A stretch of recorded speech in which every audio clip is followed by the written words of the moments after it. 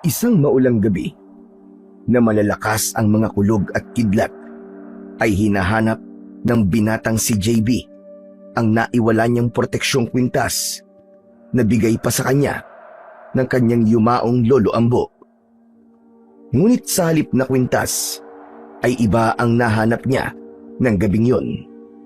Isang bagay na magsasangkot sa kanya laban sa puwersa ng mababangis na mga aswang.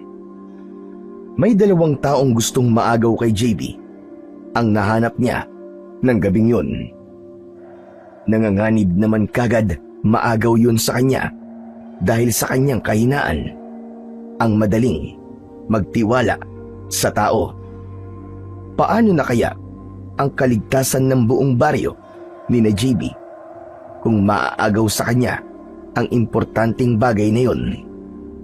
May isa ring aswang na bumubuntot sa kanya at dahil dito ay makikilala niya si Mang Dolpo na isang matandang bulag na bukas ang ika-7 pandama. Ano kaya ang papel ng aswang na yon at ni Mang Dolpo sa mga panganib na kakaharapin ni JB laban sa hukbo ng mga aswang? Madadaig kaya niya ang mga aswang at ang pinuno ng mga ito, lalo na nang malaman niyang kasabwat pala ang mga ito ng isang panday at isang antingero? Tunghayan po natin sa kapanapanibik, maaksyon at makapigil hiningang kasaysayan ng binatang si JB ang kasagutan sa mga katanungang ibinangon natin. Pero bago ang lahat, mga idol, huwag po nating kalimutang mag-like at mag-subscribe at i-hit ang notification bell sa aking YouTube channel na The Voice Addict at Apong Isaac para sa mas marami pang makapigil hininga na kwentong aswang at katatakutan mula sa mundo ng kababalaghan. Umpisa na po natin ang kwento. Nagbabadya ang sama ng panahon ng gabing yun sa isang baryo sa probinsya ng Samar. Sa kanilang munting kubo, nakatanghod sa nakasarang bintana ang isang matandang bulag. Ang 60 anyos na si Mang Dolpo. Pinakikiramdaman itong maigi ang paligid. May ibinubulong sa sarili ang matanda. Dumadalas ang pagsusungit ng panahon. Iba ang ibig sabihin nito. Parang may inihahandang kung ano ang langit. Isang bagay. Tama. Isang sandata ang itinatago ng kalikasan na nagtataglay ng kakaiba at malakas na puwersa. Ramdam ko ang init nito. Mukhang may... Nako, tama. May bantay ito. Pero teka, bakit parang naaamoy ko sa hangin ang amoy ng anak ko? Anong kinalaman dito ni Dodong? Ang anak ko, malakas ang kutob kong buhay pa siya. Habang nagsasalita ay napapakanot ng noo si Mang Dolpo para kasing may kakaiba rin siyang napapansin sa sarili na hindi maintindihan. Nako, teka. Bakit pala ganito ang pakiramdam ko? Parang may pandama akong nabuksan. Para ring nakikinita-kinita ko ang nangyayari sa kalikasan. Hindi ito normal. Anong ibig sabihin nito? Sa labas ng kubo, sa may bandang mga puno ng saging, ay may aninong nagtatago roon. Hindi matukoy kung anong nilalang ito. Bumubulong ito sa sarili. Ang tinig nito ay magaspang at malaki na parang sa isang halimaw. Huwag kayong mag-alala, Ama. Sa kabila ng kalagayan nyo, ay di ko papayagang may mangyari sa inyo na masama. Naging kampon man ako ng dilim, ay sisikapin ko pa rin na ang kabutihan ang pananaigin. Matapos yun, ay mabilis na nagtago sa dilim ang aninong yon. Ngunit ang bulong pala nito ay nasagap ng tumalas na pandinig ni Mang Dolpo, dahilan kung kaya lalong kumunot ang noo ng matanda. Ha? May iba pa bang tao rito sa loob ng kubo? Mukhang may kasama yata ako na hindi ko namamalayan. Saka parang boses ng isang halimaw. At bakit pala ganun ang narinig ko?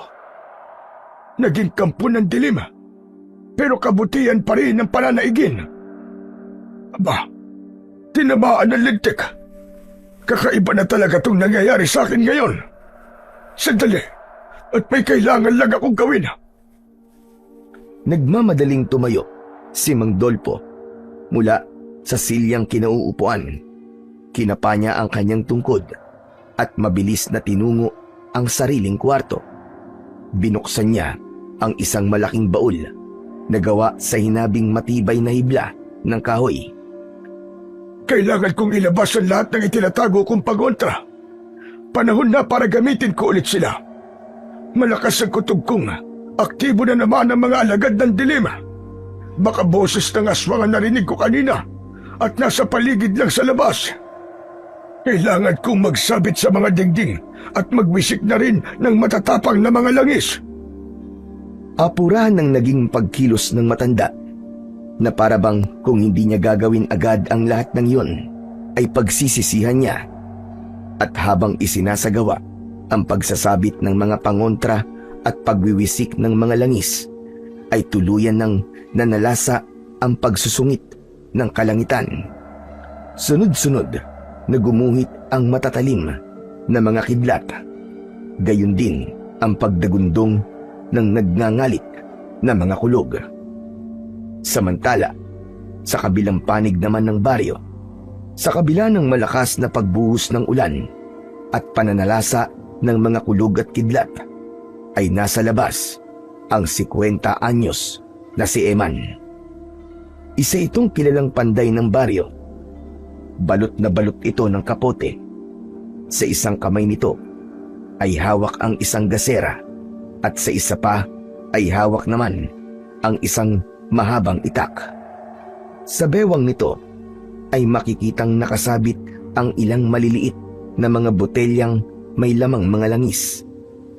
Malamang na mga pangontrang langis ang mga yon. Nasaan na kaya ang kutsilyong yun na ipinagawa sa akin ni Dodong? Kung bakit kasi hindi ko namataan kung saan banda yun tumilapon nang matapos ko yun. Sigurado akong may mutya ang kutsilyong yun. Pagkat mutyang metal pala ang ibinigay sa akin ni Dodong. Yun ang sabi sa akin ng antingerong si Mangustim. Sigurado rin akong hindi titigil ang madalas na pagsusungit ng panahon hanggat wala pang nakakahanap sa kutsilyong yun. Ako ang dapat makakuha nun. Hindi ako makakapayag na mapunta yun sa iba dahil ako mismo ang gumawa nun. Walang ano-ano ay isang anino ng isang nilalang ang biglang kumaluskos sa bandang likuran ni Eman. Maririnig ang pag-atungal nito.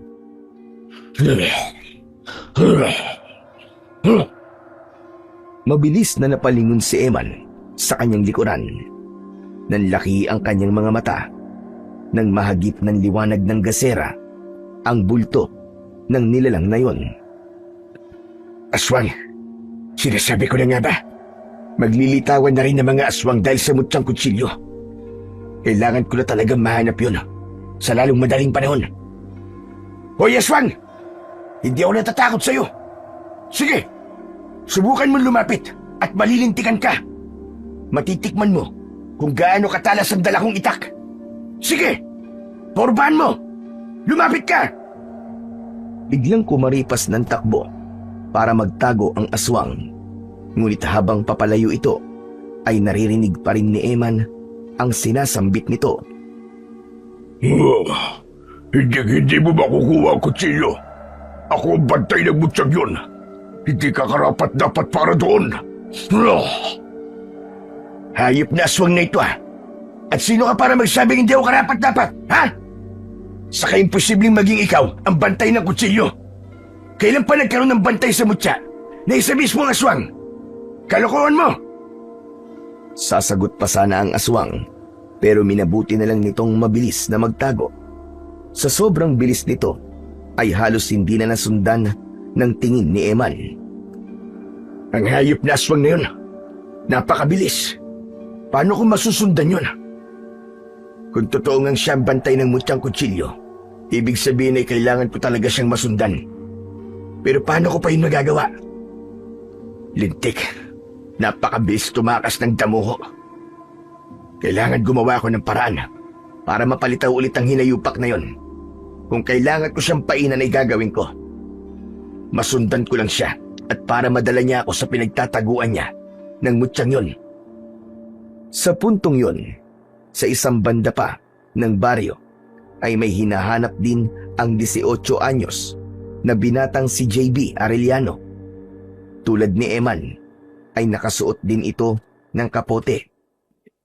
Ngunit sa halip na gasera ang hawak, ay isa namang flashlight.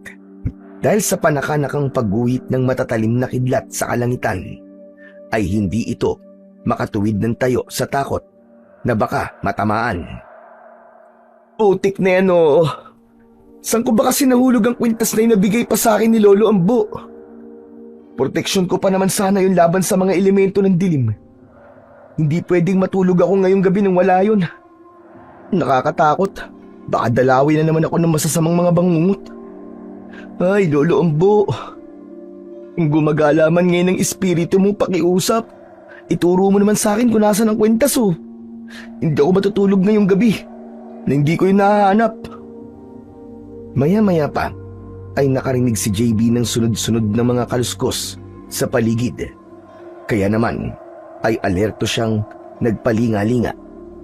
Medyo hininaan pa niya ang sindi ng hawak na flashlight at bahagyang tinakpan ng suot na kapote ang liwanag nito. Pinakiramdaman niya ang paligid. Nanlaki ang mga mata niya nang makarinig ng parang singasing ng kung anong nilalang.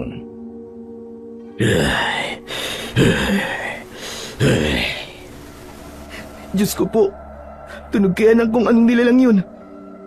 Halimaw? Aswang? Diyos ko po, Panginoon ko. Lolo Ambo, protektahan mo po ako sa nakaambang panganib sa paligid.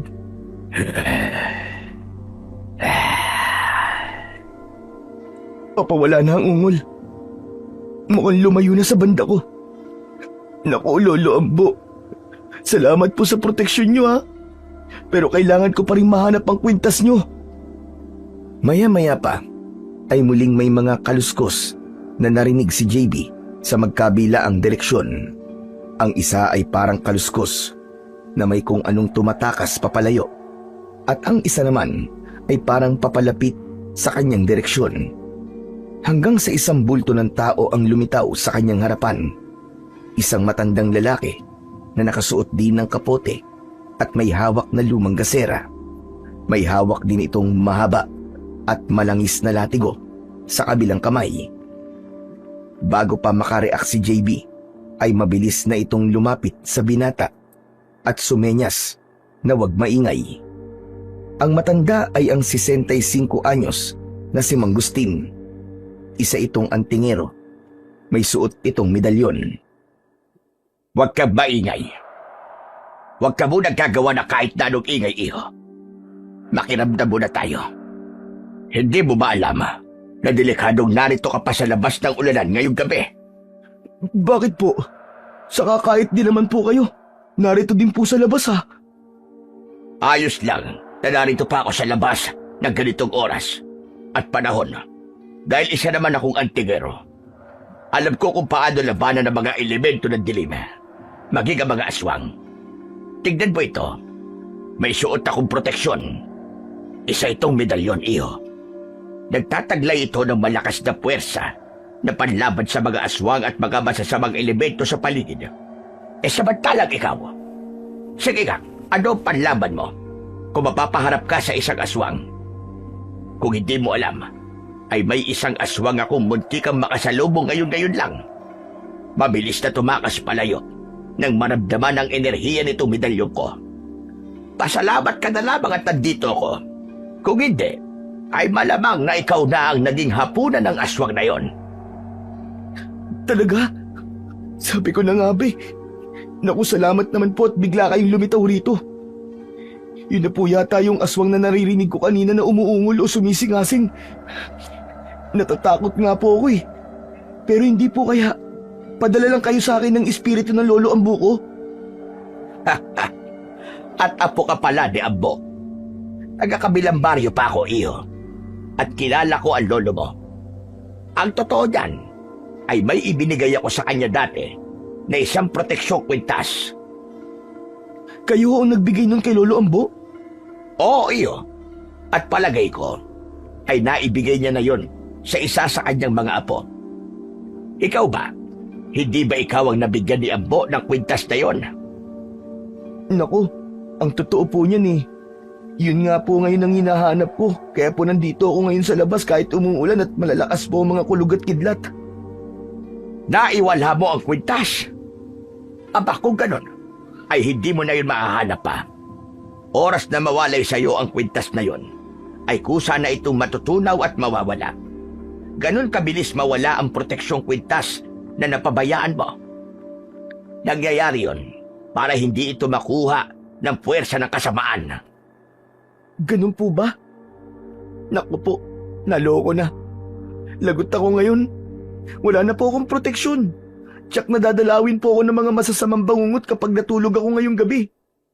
Tulad na lang po ng minsan kong napanaginipan. May hawak daw po akong matalas at dugo ang kutsilyo. Para po akong isang mangangatay ng hayop. At ang matindi pa po ron ay may kinakatay raw po ko. Mga katawan ng tao. Nakakadiri po at nakakapangilabot talaga. Ayoko pong makapanaginip ulit ng tulad nun. Diyos ko po, paano na kaya to? Natigilan si Mang Gustin sa narinig na panaginip na yun ni JB. Malalim siyang napaisip habang matiin na nakatitig sa binata. Parang may ibig ipahiwatig ang panaginip mo, iyo.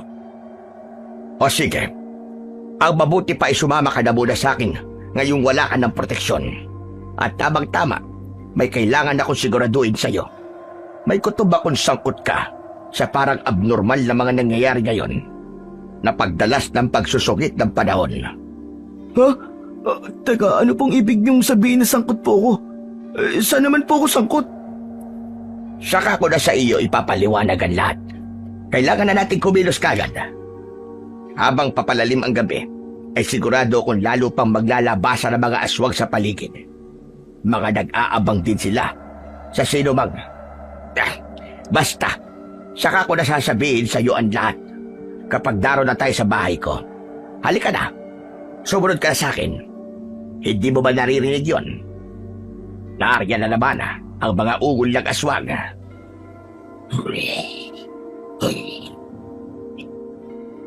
Naku, oo nga po no. Mukhang galit na galit ang aswang sa paligid ah. Tara na po kung ganun. Nakakatakot. Ayoko po malapa ng isang aswang. Talagang hindi ka dapat malapa, iyo. Sigurado kong magpapakalat ng kanilang lahi ang mga aswang. Yayang gawin ka nila kapag nagkataon. At nilisan na nga ng dalawa ang dakong kinaroroonan nila. Nag-abot din si Mang Gustin kay JB ng ilang dala nitong botelya na may lamang ayon dito ay pangontrang langis. Kahit anong magyari, iyo, ay wag na wag mo yang iwawala, ha? Takot dyan ang mga aswang at mga elemento ng dilim. Kapag may nagtangka sa iyo lumapit, ay wisikan mo kagad yan at mapapasok talaga sila ng matindi. Habang naglalakad sila sa dilim, sa maulang gabing yon, hindi pa man sila gaanong nakakalayo, ay nakasalubong na nila ang panday na si Mang Eman. Nagulat pa ito nang makita si Mang Gustin. Nang mapadako naman ang tingin nito kay JB, ay medyo napakunot ang noo nito. Aba, Mang Gustin, kayo pala yan. Hinahanap niyo rin ba mutyang kutsilyo? Para gano'n na nga, Eman. Pero hindi para sa akin. Gusto ko lang baka sigurong hindi ito mapapasa kamay ng mga elemento ng dilim at lalo na sa mga aswang. Saka gusto ko rin malaman kung sino ang makakakuha nito para matulungan at magabayan ko. Kailangan karapat-dapat ang makakuha noon. Ako ho ba, Mang Gustim? Palagay niyo po ba hindi po ako karapat-dapat para doon? Ako ho mismo nagpanday ng kutsilyong yun. Saglit na natigilan si Mang Gustim at lihim na tinantya si Eman. Napansin ni JB ang pasimpleng pagmata ng matanda sa lalaking karap nila. Ay, sa ngayon ay hindi ko pa masasabi, Eman. Hindi rin natin alam kung paano pumili ang mutya. Pero kung sakaling karapat-dapat ka, ay mabilis mo lang yung mahanap. Ang mutyang kutsilyo mismo ang gagawa ng paraan para makita mo itong muli. Kaya nga po hinahanap ko rin, Mang Gusting Gusto ko po sa akin yun mapunta. Pero teka, bakit kasama niyo tong apo ni Kaambo?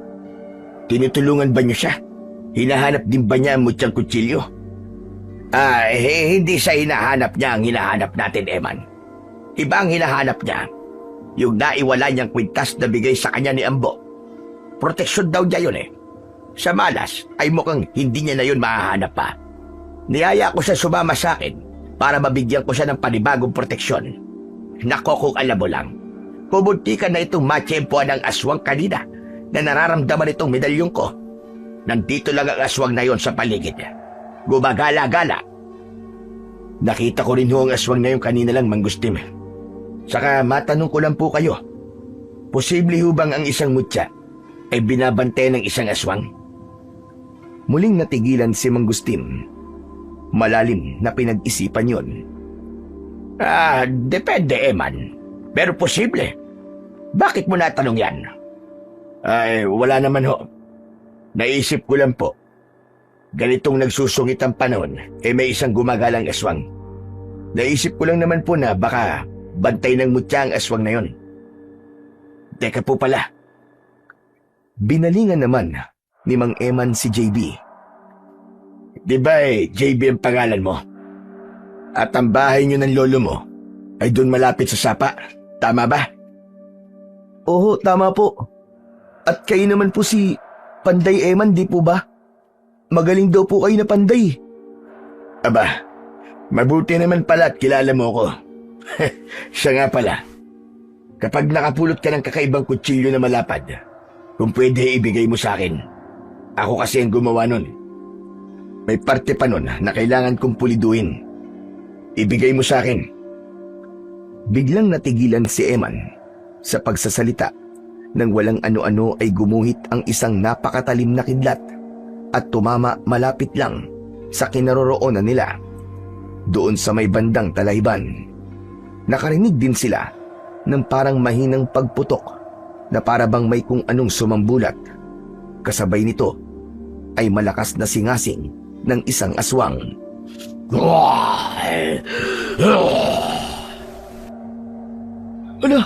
Ano po yun?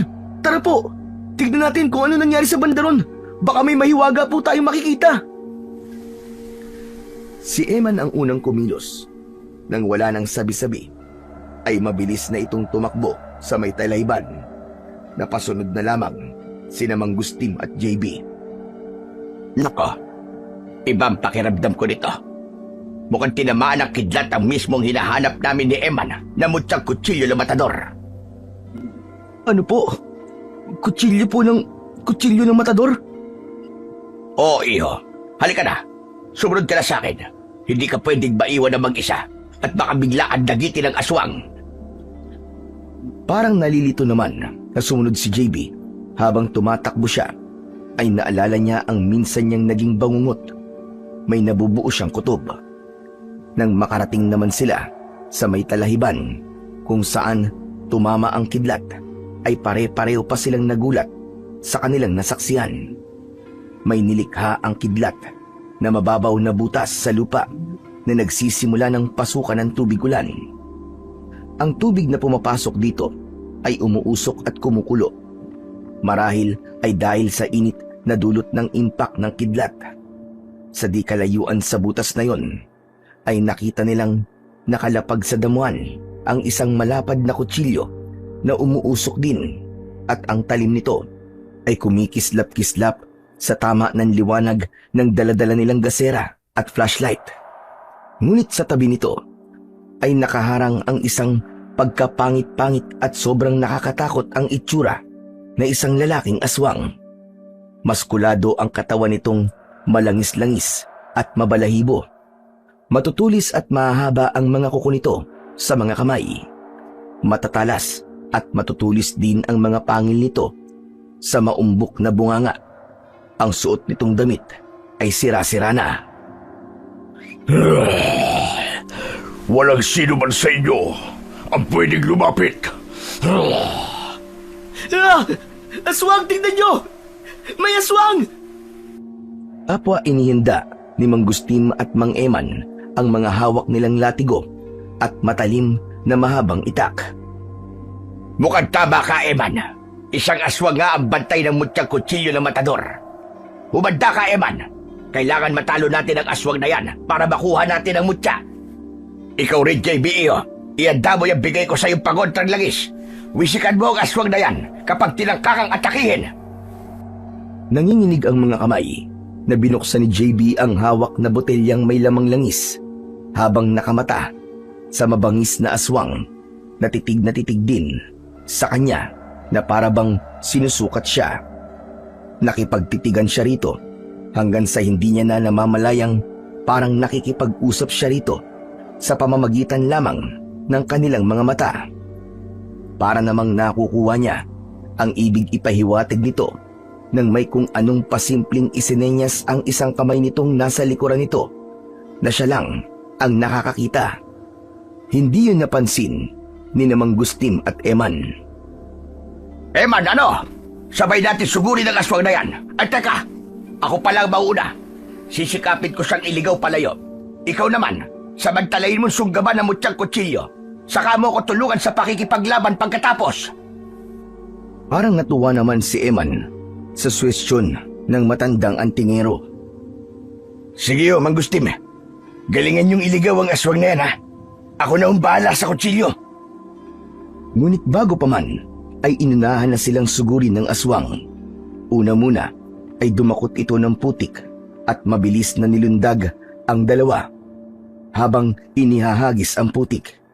Sa kasamaang palad ay tumama ang mga putik sa mga mata ni Mang Gustim at Mang Eman. Putik na yan, oo! Ang mga mata ko! Wala akong makita! Si Mang Gustim naman ay sinikap pa ring ihampas-sampas ang hawak na nilang isang latigo. Ngunit maliksi ang aswang. Mabilis itong nakakaiwas. Si JB naman ay mabilis na tumakbo papalapit sa umuusok pa ring kutsilyo. Dali-dali niya itong pinulot tulad ng iminuestra sa kanya ng aswang. Hindi niya na inalintanang mainit ito. Ramdam niya ang init pero parang hindi naman napapaso ang kanyang balat.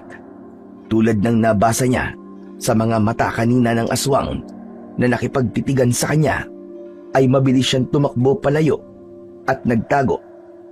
Tinahak niya ang papunta sa bahay nila ng kanyang yumaong lolo Ambo. Ni hindi niya na nilingon kung ano na ang nangyari kina Mang Gustim at Mang Eman. At pati na rin sa aswang na noon pala ay mabilis na rin tumakas habang patuloy na pinapalis ng dalawa ang mga putik na kumulapol sa kanilang mga mata. Buwisit na yan. Akala ko'y tuluyan na akong mabubulag, ah. Lintik na aswang na yan, oo. Matinik pala ang loko. Lagot ka talaga sa akin ngayon.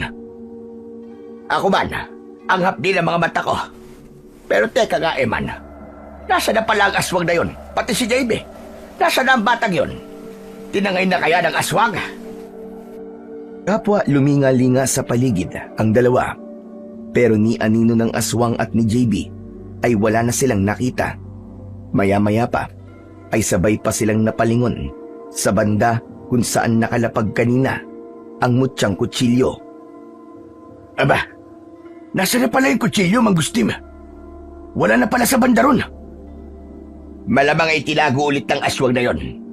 Pero mas inaalala ko ay yung apo ni Ambo. Sigurado kong hindi pala yun basta-basta matatakay ng aswang na yon. Binigyan ko siya ng matapang na langis na pagontra. Imposibleng mga asang aswang. Nalapitan siya. Kung ganun ho, ay baka ang JB na yun ang pumulot sa mutyang kutsilyo. Nako, kailangan mapuntahan natin siya para mabawi kong kutsilyo ni Dodong. Kutsilyo ni Dodong? Sino Dodong? Ibig sabihin, ay siya ang talagang may-ari nun. Oo, Manggustim. Siyang mataderong nagpagawa sa akin nun mula sa isang piraso ng hindi ko batid na piraso ng batong metal na sabi nyo nga ay dati mutya pala. Walang ano-ano ay biglang natigilan sa pag-uusap ang dalawa nang makarinig sila ng kakaibang ugong na papalapit sa kanilang direksyon. Teka, anong ugong yon? Naririnig mo rin ba, Eman? Palakas ng palakas ang ugong na sinundan ng mabibilis na mga kaluskos. Ang mga kulog at kidlat noon ay tumigil na. Tanging mahinang ulan na lang ang nananalasa pa. Teka, nakakarinig ako ng mga atungal. Kayo ba, Manggustim? Mukhang naglabasa na ng tuluyan ng mga aswang. Malamang na nagtawag ang aswang na nakaharap natin kanina. At isa lang ang ibig sabihin nito. Tuluyan lang may bago ng Panginoon, ang mutyang kutsilyo. Jack na si JB ho nakakuha, Manggustim. Sinamantala ng batang yun ang sitwasyon natin kanina. Kailangan ko siya mapuntahan kagad ngayong gabi rin ito. Kikilos na sana kagad si Mang Eman para puntahan si JB. Pero hahakbang pa lang sana siya nang mapansin niyang napapalibutan na pala sila ng mga aswang. Isa-isang naglitawan ang mga ito sa kahit saang direksyon. Anak ng teteng, humanda ka, Eman. Mapapalaban tayo ngayong gabi. Taluin mo ang botelya ko para may pangontra ka. Pahiran mo na rin yung dalawang itak. Magmadali ka! Nang gabing yun ay matinding napalaban ang dalawa sa ilang mga aswang na pumalibot sa kanila. Ang nangyari ay naging todo ingat ang mga aswang na matamaan ng itak at latigo ni Mang Eman at Manggustim. Gigil na gigil man ang mga ito.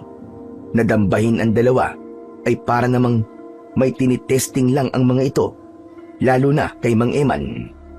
Marahil ay inaakala ng mga ito na si Mang Eman ang nakakuha ng mutyang sandata. Yun ang mahabang itak mismo na hawak niya, ang pinaka-iniiwasan ng mga aswang. Hanggang sa unti-unting nag-atrasan ang mga aswang, naiwan namang nagtataka ang dalawa na may natamong ilang kalmot sa katawan.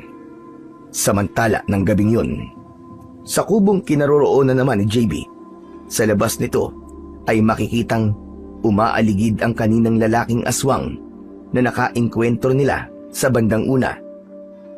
Halatang hindi ito mapakali. Palinga-linga ito sa paligid na parang may kung anong pinangangambahan. Makaraan ay biglang natigilan at nakiramdam saglit na nanlaki ang namumulang mga mata nito. Kapag kwan ay mabilis na lumapit sa dingding ng kubong kinaroroonan ni JB. Inilapat nito ang mga tenga at matamang nakinig sa ibinubulong sa sarili ng binata. Bakit kaya ako sinenyasan ng aswang na yun kanina? Nakunin ang kutsilyong to. Ayon sa matandang kasama ko kanina, tama. Isa daw tong mutyang kutsilyo ng matador. Saka bakit parang kay gaan ng loob ko sa kutsilyong to? Pati sa aswang na yun kanina. Parang ang gaan-gaan din ang loob ko sa kanya. Tapos, maalala ko pa yung dati kong bangungot. Ano kayang ibig sabihin ng lahat ng to? Nakakatakot. Ba kung anong panganib ang idulot sa akin ng kutsilyong to ah. Teka, ibigay ko na lang kaya to kay Mang Eman na panday. Sa puntong yon, ay hindi na nakapagpigil magsalita ang aswang na si Dodong buhat sa kinaroroonan niya. Hindi na niya alintanang maaaring matakot sa boses niya ang binatang si JB. Huwag na huwag mong ibibigay ang kutsilyong yan sa panday na yun, bata. Mas makabubuting ikaw talaga magtaglay niyan. Protektahan mo ang buong baryo sa pamamagitan niyan. Ngayon na pasakamay mo na yan, ay paniguradong maglalabasan ng mga aswang at magsisimula na sila sumalakay sa buong baryo. Sukat sa narinig ay labis ngang natakot si JB. Napaatras pa nga siya palayo sa dingding kung saan nagmumula ang tinig ni Dodong. Aswang! Teka, base sa boses mo, ikaw yung aswang kanina. Tama. Wag na wag kang papasok dito sa kubo ko. Kung di, gagamitin ko sa itong mutyang kutsilyo na to. Sige ka! Mabilis na tinangan ni JB. Ang kutsilyong noon ay medyo umuusok at mainit-init pa rin. Naramdaman niyang parang biglang may kung anong enerhiyang pumapasok sa kanyang kamay at dahan-dahang umaakyat hanggang sa kumalat sa buo niyang katawan. Huwag kang matakot sa akin, bata. Hindi ako masamang aswang kung yun ang inaakala mo. Katunayan, ay ako ang orihinal na nagmamay-ari ng mutyang kutsiyong yan. Hindi ko lang akalain na mutyang batong metal pala ang naipagawa ko kay Panday Eman. Huli na, nang malaman kong oras pala na may makapulot ng mutya, ay tatambangan kagad ng mga aswang. Dahil hindi ko hawak ang mutya, sinalakay ako ng isang aswang. Nagduelo kami ng matindi at ako nanaig. Ngunit sa kasamaang palad, ay nagtamo pala ako ng kagat mula sa kanya. Dahil dito, ay nahawa ko ng pagiging aswang niya. Nayanggaw ako ng aswang na yon. Ganun po ba? Kung talaga mabuting aswang po kayo, mabuti pa po ay pumasok na po kayo rito sa loob at mag-usap po tayo. Pasensya na po kung pinaghinalaan ko kayo. Hindi ka na ba natatakot sa akin?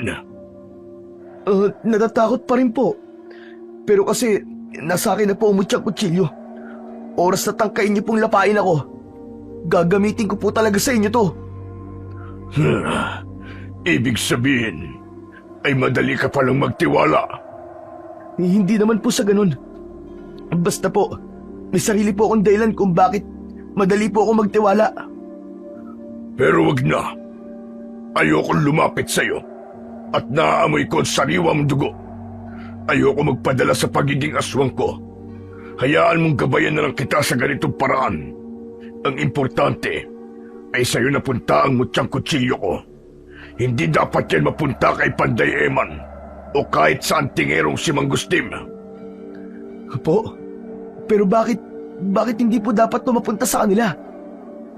Napag-alaman ko kasing may masamang balak si Panday Eman kung bakit gusto niyang makuha ang mutyang kutsilyo na yan. Kapag naging makapangyarihan siya ng dahil sa kutsilyo na yan, maghahari-harian siya sa mga aswang. Ganon din ang pakay ni Mangustim.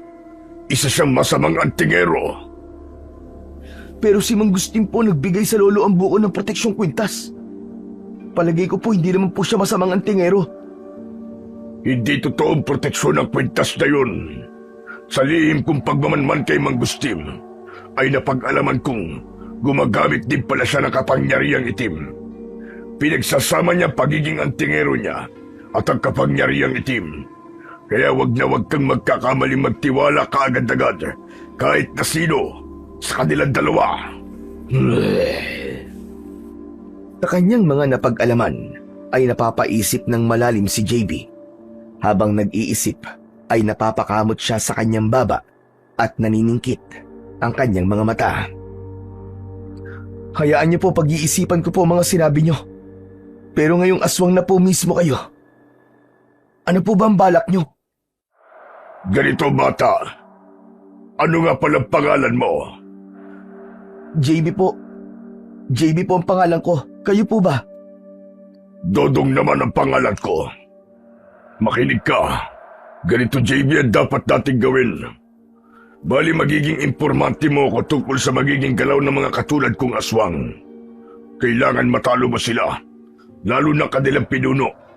Saka may ipapakiusap pala ako sa'yo. Ano pong ipapakiusap niyo sa akin? Protektahan mo ang matanda na bulag kong ama laban sa mga aswang. At siya nga pala, hindi ka na dapat pang manatili sa kubong ito. Sigurado akong pupuntahan ka rito ni na Panday Eman at Mangustim para makuha mula sa'yo ang mutyang kutsilyo. Naisip ko nga rin po yan eh. Pero saan po ako ngayon pansamantalang tutuloy ngayong gabi? Tamang-tama. Doon ka na lang pumisan kay Tatay Dolpo ko. Huwag ka mag-alala. Hindi siya katulad kong nayanggaw. Tao pa siya tulad mo. Mas makabubuting magsama na lang kayong dalawa. Lumabas ka na ngayon din.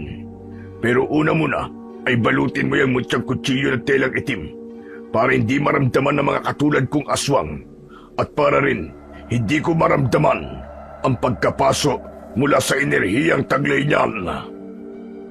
Susundin na sana ni JB ang utos ni Dodong, pero bigla siyang may naalalang itanong. Ay teka po pala, kung si Panday Eman po pala ang bumuo nitong kutsilyo nyo, paano pong hindi po niya to hawak?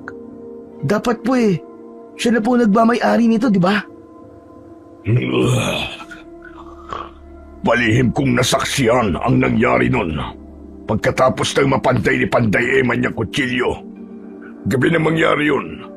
Kitang-kita ko kung paanong biglang kumidlat ng malakas sa may pandayan ni Eman.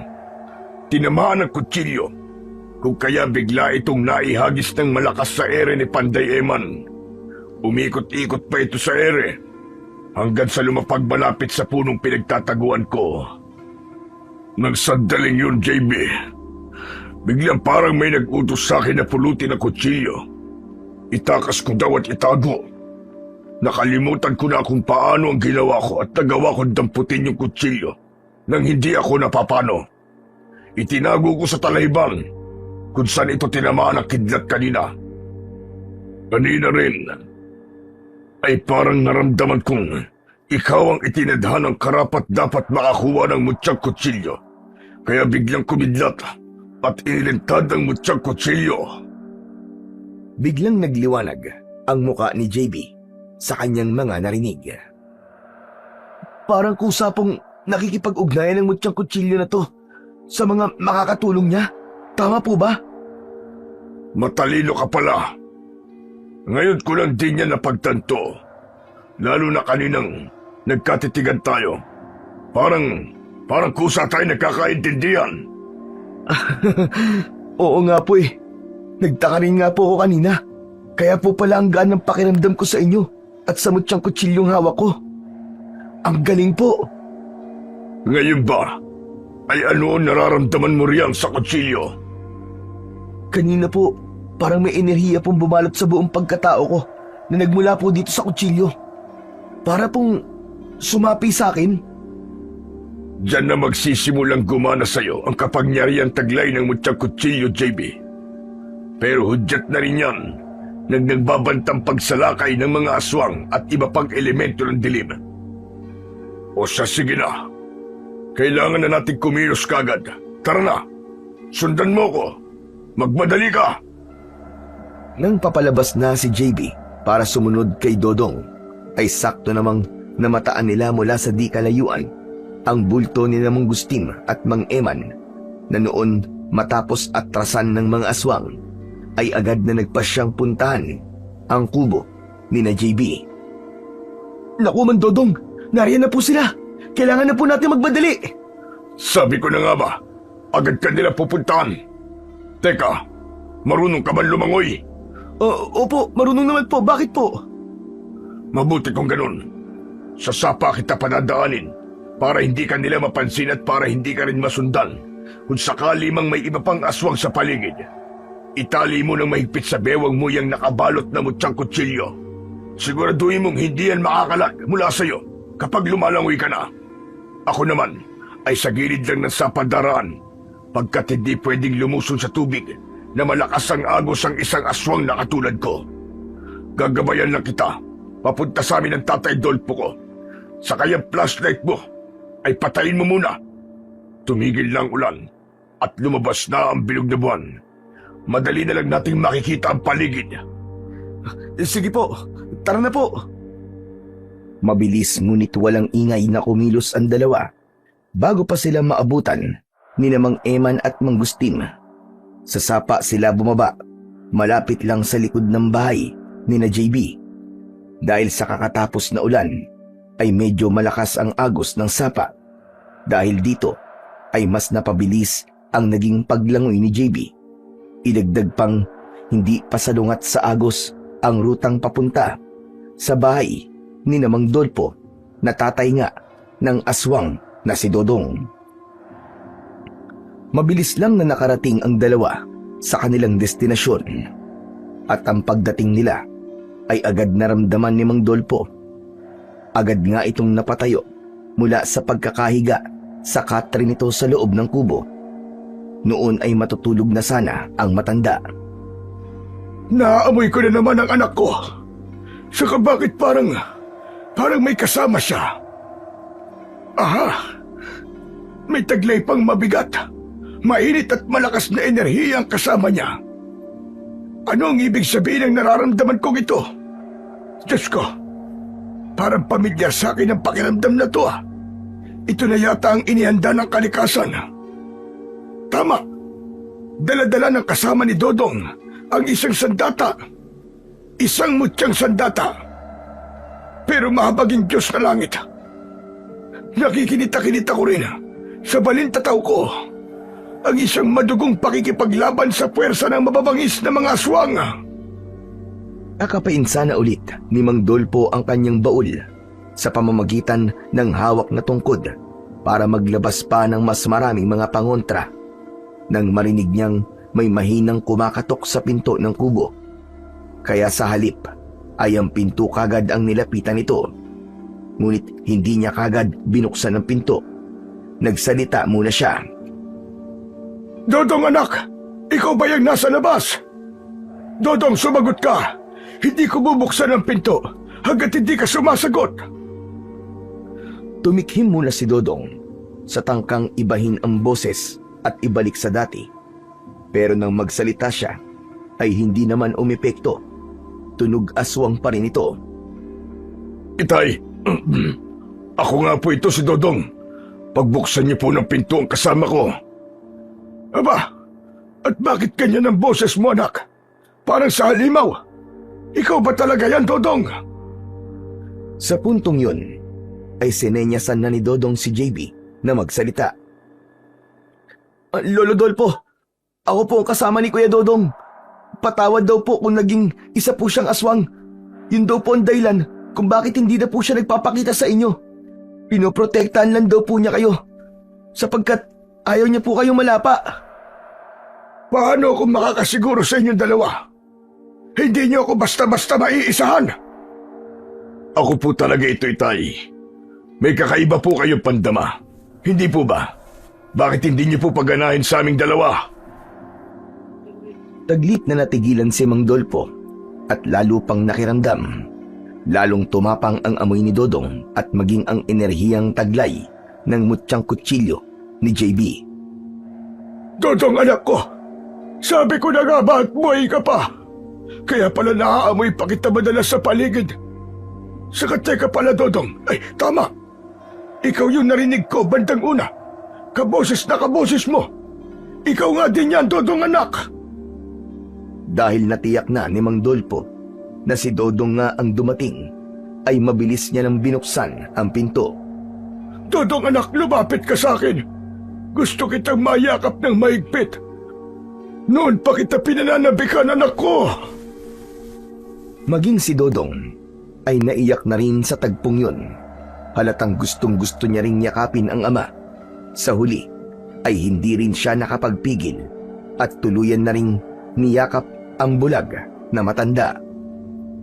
Itay, ang itay ko. Patawad talaga, Itay. Kung naging ganito na ako, hindi ko na kayo maaasikaso sa ganitong kalagayan ko. Paano pa ako makakabawi sa pagpapalaki niyo sa akin? Ako naman sana ang mag-aalaga sa inyo ngayong matanda na kayo. Pero mukhang hindi ko na po ito gaano magagampanan. Patawad talaga, Itay. Patawad. Ilang saglit pa, madamdaming nag-iyakan habang magkayakap ang mag-ama. Nang malubos ay sakalang naghiwalay. Si Dodong ang unang kumalas. Mabilis na umiwas palayo pagkat biglang tumapang ang naaamoy na dugo ng kanyang itay. Siya nga pala, Itay. Si JB po pala itong kasama ko. Sa pamamagitan niya, magagampanan ko pa rin po pala ang obligasyon ko sa inyo. Siya po ang nakakuha ng mutyang kutsilyo na ako rin po ang unang nagmamayari. Siya po ang magiging tagapagtanggol ng baryo natin laban sa puwersa ng mga aswang at iba pang masasamang elemento, pati na rin ang masasamang mga tao. Sa pamamagitan niya, ay maghihiganti ako sa mga aswang. JB! Teka, Dodong, ito ba yung uli lang nag-iisang apo ni Ambo? Yung sinabi nilang madaling magtiwala sa tao? Siya nga po, Itay. Pero may sarili rin po siyang rason kung bakit madali siyang magtiwala sa tao. Pinagsabihan ko nga po siya tungkol dyan. At ano naman ang rason mo, JB Apo? Hindi magandang basta-basta na lang magtiwala sa tao. Lalo na ngayong may hawak ka ng mutyang sandata. Kung hindi mo alam, lapitin ng tusong mga aswang na nagbabalat kayo ang sino mang may tangan ng mutya. Maging mga taong may masasamang hangarin ay magiging malapit sa iyo dahil sa enerhiyang taglay mo. Pwede po bang sa akin na lang po muna ang rason ko, Lolo Dolpo? Saka na lang po ninyo malalaman kung bakit. Alam ko naman po ang limitasyon ng pagtitiwala kahit kanino eh. Sadyang may pansariling rason lamang po ako kung bakit madali po ako magtiwala. Sige, ikaw ang bahala, iyo. Ang sakin lang naman ay pagpapaalala. Ayoko lang may ibang makakuha mula sa'yo ng mutya. Hindi magandang mapunta ang mutya sa hindi karapat-dapat. Saka nararamdaman ko namang maayos ang rason mo. Palagi ko ay iyan din ang dahilan kung bakit napili ka ng mutya. Kung hindi maganda ang rason mo, hindi ka naman siguro mapipili. Habang nag-uusap sila, walang ano-ano ay bigla silang nakarinig ng sunod-sunod na alulong ng mga aso sa paligid. Naalerto rito ang tatlo, lalo na si Dodong. Natutunugan na ng mga aso mga katulad kong aswang sa paligid, Itay. Ibig sabihin ay magsisimula na sumalakay ang mga aswang. Ganon din ang paghahanap sa'yo, JB. Kaya pumasok ka na sa loob, dali. Itay, isa rin yung mabuti itong pinto. Huwag na huwag kayong lalabas. Pati ang mga bintana siguraduhin yung nakasaradong maigi. Dagdagan po ninyo ang mga isinabit at iwinisik niyong mga pangontra sa bawat dingding. Ilabas na rin po ninyo mula sa baulang iba pa niyong malalakas na mga sandatang panlaban sa mga aswang. Itay, bigyan po niyo si JB. Ikaw naman, JB. Bantayan mo maigi ang itay ko. Protektahan mo siya. Magtulungan kayong dalawa. Malakas ang pandaman ni Itay. At nararamdaman kong mas lalo pang lumakas ang pakiramdam niya ngayon. Bawat iutos niya isundin mo lang para manatili kayong ligtas. Ako naman, ako nang bahala sa mga katulad kong aswang na magtatangkang lumapit sa kubo. Sige po, Mandodong. Kami na pong bahala ni Lolo Dolpo. Kayo rin po. Mag-iingat po kayo. Samantala, sa kinaroroonan ng panday na si Mang Eman at ng antingirong si Mang Gustin, dismayado ang dalawa nang walang JB silang nadatnan sa kubo ng maglolong JB at Lolo Ambo. Pambihira. Saan kaya nagpunta ang batang yun, Mang Gustin? Baka naman kinuha na talaga ng aswang. Saan pa ba pwedeng magpunta ang batang yun maliban dito? Hindi, Eman. May mga sariwang bakas pa rin dito ng binatilyong yon. Sigurado akong dumaan siya rito. Saka teka pala, parang may bakas din pala rito ng aswang sa paligid ng kubo. Nararamdaman ko sa pamamagitan ng medalyon ko. Sariwa pa ang mga bakas. Yun na nga po. Baka pinasok siya rito ng aswang. Hindi. Walang bakas ng aswang sa loob. Tanging dito lang sa labas. Lalo na sa may bandang bintana, malapit sa dingding na ito. Baka rito siya sa labas tinambangan, Mang Gustin. Hindi ka nag-iisip na maayos, Eman. Sa bagay, hindi mo nararamdaman ang bakas ng aswang na pares ko dahil wala ka namang medalyon. Halika, sumunod ka sa akin. Sundan natin ang mga bakas sa paligid na tinahak ng aswang kasama si JB. Nararamdaman talaga ninyo sa pamamagitan ng medalyon nyo? Oo naman. Malakas kaya ang kapangyarihan ng medalyon kong ito. Kung ganun, masusundan pa rin pala natin sila sa pamamagitan po niyan. Kailangan po nating madaliin ang paghanap sa kanila. Narinig niyo ba ang mga alulong ng mga aso? Sa pagkakaalam ko, ay hudyat yun na nakakakita sila o nakakaramdam ng mga elemento sa paligid. Malamang po na lalong naglalabasan ng mga aswang. Tama ka. Kaya humanda ka rin, Eman. Maging alerto ka sa paligid habang sinusundan natin ang mga bakas. Mag-obserba ka habang nakasunod sa akin. Sa sapa nakarating ang dalawa kung saan dumaan sina JB at Dodong. Bakit dito tayo napadpad, Manggusting? Huwag niyong sabihin, dito sa sapa sila dumaan. Putik na yan. Ganun na nga. Dito sila dumaan. Ang iniisip ko lang ay paano kayang nakalusong dito ang aswang. Baka sinadya ni JB na dito lumusong dahil alam niyang hindi siya tatangkaing sundan ng aswang. Teka ho, wala na po ba kayong nararamdaman bakas ng aswang sa paligid dito? Kinapang maigi ni Manggusting ang suot na medalyon at nakiramdam ng maigi. Teka, meron pa palang ibang bakas sa paligid. Sandali at titiyakin ko lang kung saan banda. Dito, Eman. Sa gilid pala ng sapa dumaan ang aswang. Sinundan pa rin ito si JB habang lumalangoy sa tubig.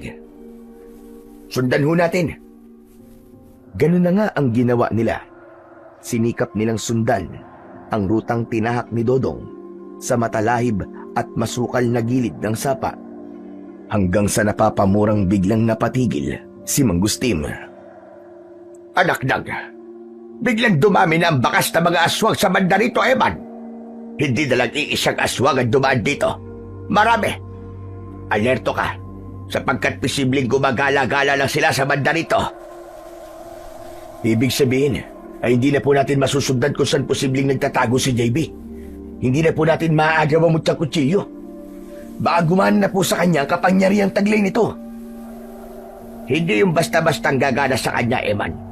Kahit lumipas ang isang gabi, kahit kinabukasan pa, ay may tsansa pa tayo mabawi yun sa kanya. Saka baka nakakalimutan mo ng antingero ko. Kaya kong kontrolin ang mutyang yon sa pamamagitan nitong medalyon ko. Ganun po ba?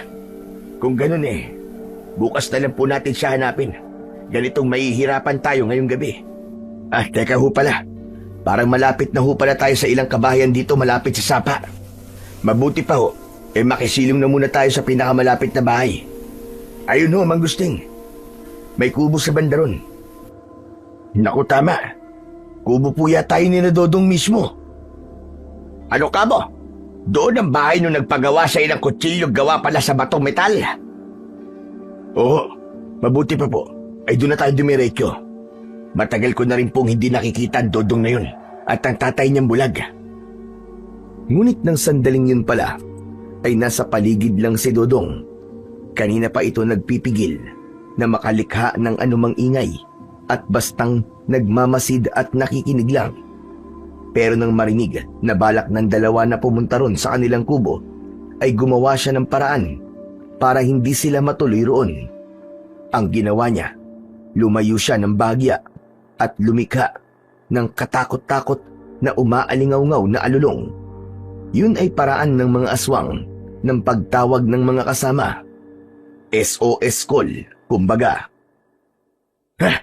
Anong alulong yun, Manggustim? Nakakatakot Sabi ko nga, may mga aswang na nasa paligid lang natin, Eman.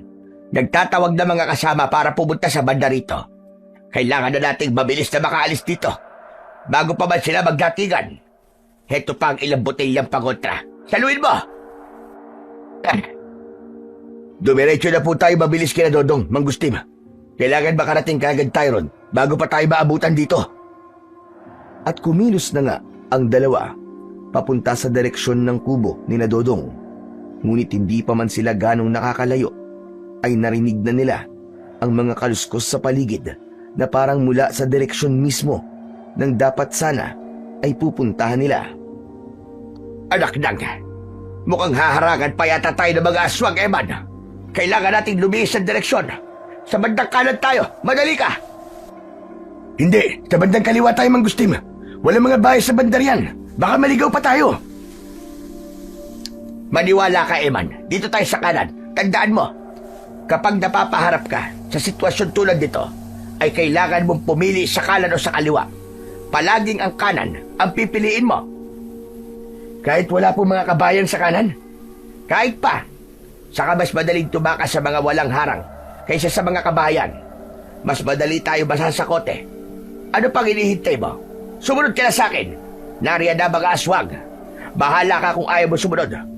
Tandaan mo, may proteksyong medalyon ako, samantalang ikaw ay wala. Hindi sapat ang hawak mo mahabang itak at ilang botelya ng pangontrang langis. Marami ang mga aswang na paparating, baka akala mo. Dahil sa mga sinabi ni Mang Gustin at napagtantong madedehado nga siya laban sa mga aswang, kung sakaling mapalaban na mag-isa, ay napilitan na ring sumunod si Mang Eman kay Mang Gustin. Samantala, dahil sa direksyong tinahak ni Mang Gustin at Eman ang punteriya ng mga tinawag niyang mga aswang, ay sinamantala naman ni Dodong ang pagkakataon para balikan si Mang Dolpo at JB. Binili na niya ang dalawa ng dapat gawin. Nakipag-usap siya malapit lang sa dingding ng kubo sa labas, sa banda kung saan pasadyang hindi nagsabit ng mga pangontra o nagpahid man ng langis si Mang Dolpo. Itay, madali kayo ni JB. Magdala kayo ng maraming mga pangontra at mga sandata mula sa baul at lalabas kayo. Teka anak, nararamdaman ko ang presensya ng maraming mga aswang sa labas. Naririnig ko rin ang parang gigil na mga ungol nila. Kung lalabas kami, ay baka mapahamak kami ni JB. Mas lalo po kayo mapapahamak kung mananatili po kayo rito, Itay. Katunayan, ay dito nga po sana sisilong sila Mang Gustin at Panday Eman. Nakita ko sila at narinig ko ang pag-uusap nila sa may sapa kanina. Kaya ang ginawa ko po ay iniligaw ko sila sa pamamagitan ng pagtatawag ng mga aswang sa bandang kinaroroonan nila. Sigurado rin po ko na bukas din ay pupunta pa rin dito sila Mang Gustin at Panday Eman. Ganun ba? Saang ligtas na lugar naman kami pupunta ni JB sa ganitong pagkakataon? Sumunod po kayo sa akin, Itay. Matagal na rin po akong nakagawa ng sikretong maliit na yungib sa gilid ng tagong bahagi ng sapa. Sinadya ko pong ihanda yun para po talaga sa inyo bilang pagtataguan ko sa inyo para ligtas kayo sa laban ng mga aswang. Sigurado ka bang ligtas kami ron, anak? Opo, Itay. Inihanda ko po yung maigi at sigurado kong walang sino man na makakahanap noon ng basta-basta. Ang pasukan nito ay tinakpan ko ng makakapal na baging na halaman. Sige na po, Itay. Maganda na kayo. Kailangan samantalahin na natin ang pagkakataon habang abala ang mga aswang sa banda ni Mang Gustin at Eman. JB, tulungan mong madali si Itay. Uminos na ang dalawa. Inutusan ni Mang Dolpo si JB na magbuklat sa kanilang aparador at maghanap ng kumot na kulay itim na siyang ipambabalot nila sa mga dadalhin na mabubuhat lamang nila.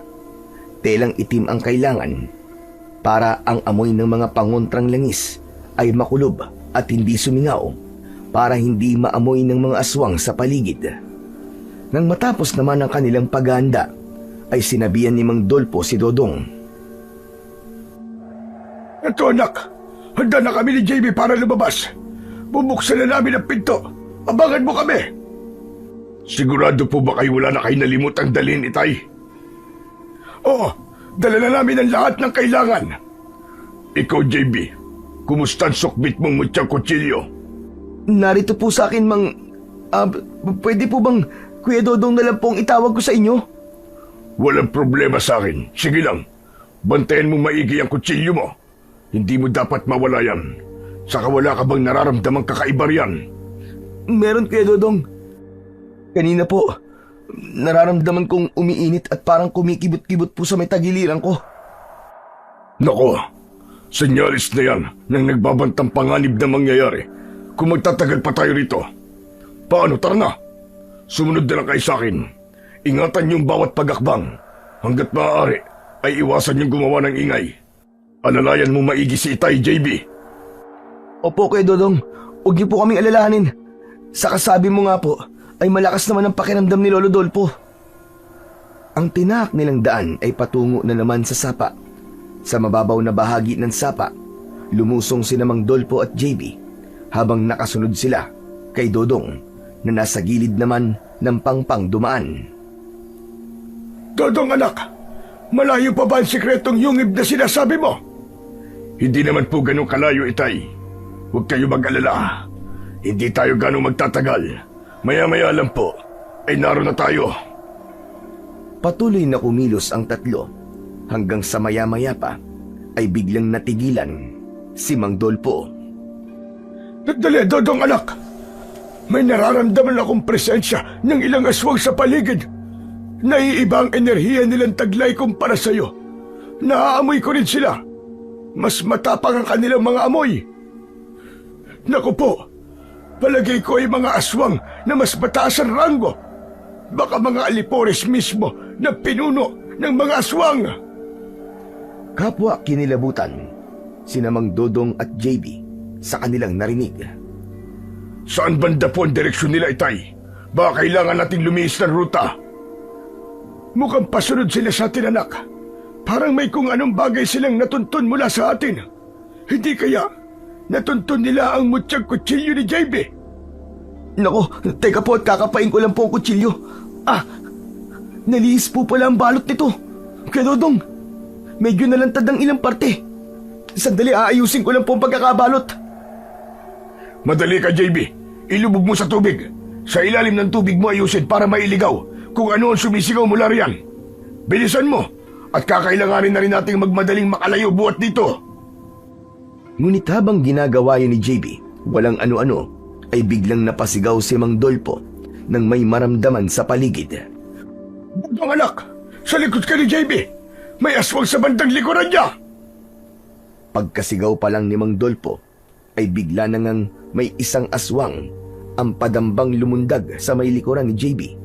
Ang binata sana ang sunod-sunod na makakalmot ng matutulis at matatalas na mga kuko nito. Kung hindi lang naunang lumundag si Dodong. Si Dodong sa halip ang nakasalo ng mga kalmot ng aswang. Sumingasing na naglaban ng dalawa. Maririnig ang nasasaktang pag-ungol ni Dodong. Parehong napapaso ang dalawang aswang sa tubig, kung kaya paahon silang patuloy na naglaban. Dahil sa nakikitang parang nadedehado si Dodong, ay tatangkain sanang tuluyan ng ilantad ni JB ang binabalot na mutyang kutsilyo, pero narinig niya ang babala ni Dodong nang mapansin ang balak niyang gawin. Huwag! Tumigil ka! Huwag mong ilalantad yan, JB! Huwag mo na ngayon! Pero paano ka, Kuya Dodong? Anong pwede namin gawin para matulungan ka? JB, apo, pakiramdaman mo lang yung mutyang kutsilyo. Mag-concentrate ka. Damin mo ang enerhiya niyan. Una ay nag-atubili pang sumunod si JB. Ngunit habang nakikita niyang lalong nadedehado si Dodong sa kalaban, ay napasunod na rin siya. Mariin siyang pumikit at mahigpit na tinignan ang nabalot na niyang mutyang kutsilyo. Walang ano-ano ay naramdaman ni JB na nagpabalik-balik sa katawan niya ang mainit-init na enerhiya ng kutsilyo. Hanggang sa maramdaman niyang parang umakyat ito sa kanyang ulo at hanggang biglang uminit ang kanyang mga mata. Nang idilat niya ang mga mata, ay muli niyang sinulyapan ang banda ng naglalabang sina Dodong at isa pang aswang. Pareho pang natakot ang mga ito. Maging si Mang Gustim ay natakot. Paanong hindi ay biglang naging kulay apoy ang mga mata ni JB. Pumikit ka, Kuya Dodong! Huwag kang titingin sa mga mata ko!